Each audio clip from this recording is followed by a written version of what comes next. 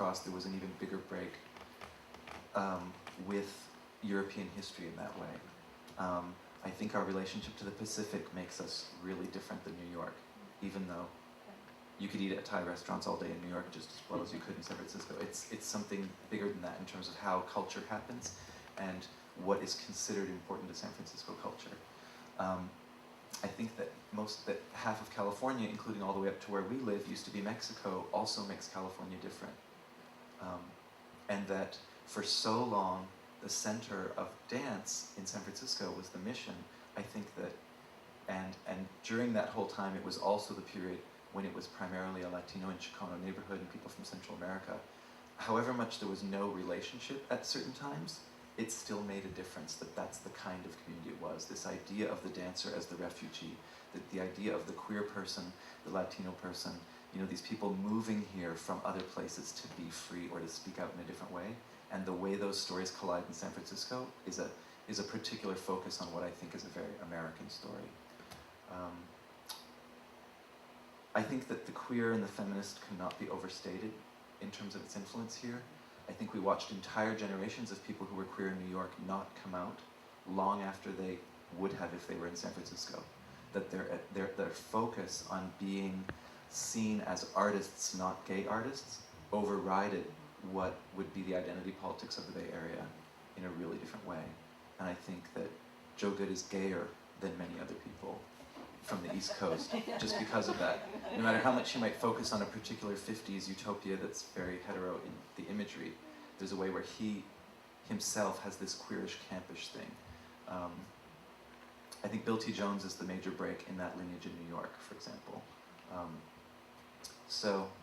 And I think those are just, again, even the role that the women choreographers maintained on the West Coast when sort of modern dance became really, like the men started to get all the biggest money and the biggest funding, and even talk to women choreographers over the last 20 years in New York, they'll continue to say, yeah, you hit this certain point where it's like, it's actually less likely for the women to succeed over and over again, even if they're 80% of the field.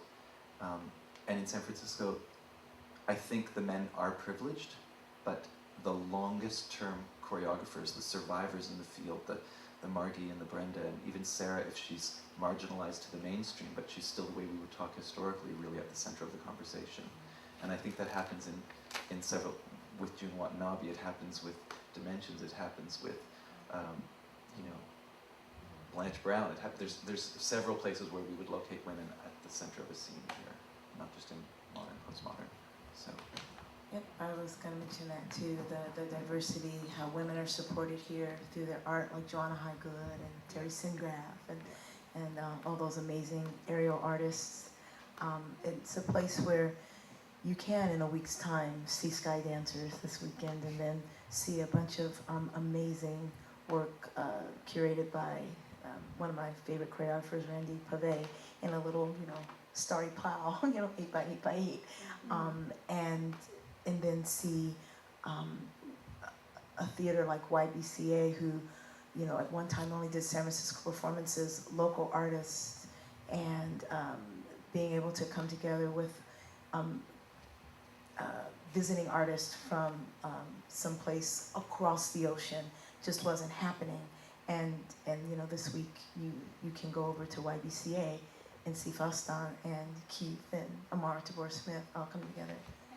Go ahead. And Pina Bausch. And Pina Bausch, right. And Yerba Buena. Yeah. Or was it at I mean, at Zellerbach, sorry. Yeah, at Zellerbach, across the bay. So this is an example of the things that are happening this weekend, and so that makes it really amazing here. And I think it speaks to the fact that it's a very diverse place, and the communities here support all of these many different things happening in the dance community. I also wanted to speak to the fact that in traditional forms, and I loved what you said about what is traditional, what is cultural, but there's that experimentation, that the experimentation that's so supported in modern dance has now made its way into traditional forms, so that something like India jazz suites and progressions where you have Chitras Das doing classical Indian, sharing the stage with jazz tap, is very exciting.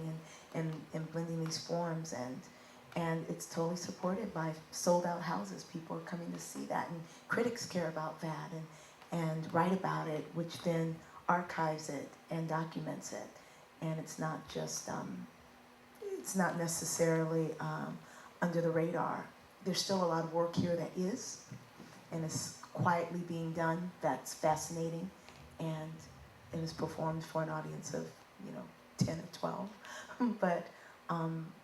but it's still here, and places like Counterpulse and John Sims and other presenters also care about that work that maybe is building and gaining momentum, or maybe never will, but still has a place to be shown. And I think that that's unique to the Bay Area. Oh, Mary, I was going to say something. Oh, go, do. Great, go. It's going to be very brief. Yeah. I think specifically as Keith was talking, and then as we've gone on, just skimming back a little bit more to this site specifically, being San Francisco, being this landscape and also this cultural place that we call home. I feel like one of the things, which may sound really woo-woo, but I'm going to say it anyway, is that we're in a really unstable location.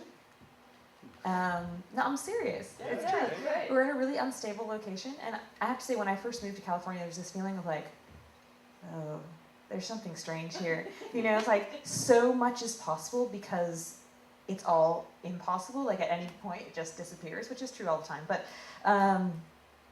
I just noticed that over the time, is the kind of the liquidity of this community, specifically the artistic community, but it happens within, just normal social circles as well. And then just the potential for earthquake, it's just like, I know this sounds really woo, I can't believe I'm saying it, but I say it anyway. But there was just this really base instability. Jessica, I love it, you're laughing.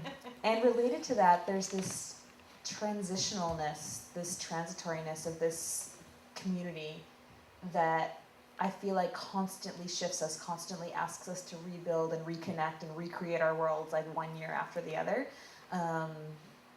And it also helps us, just the fact that like most of my artistic circle isn't here anymore. They're in Berlin and Taiwan and, it's coming back here, and it just New York as well.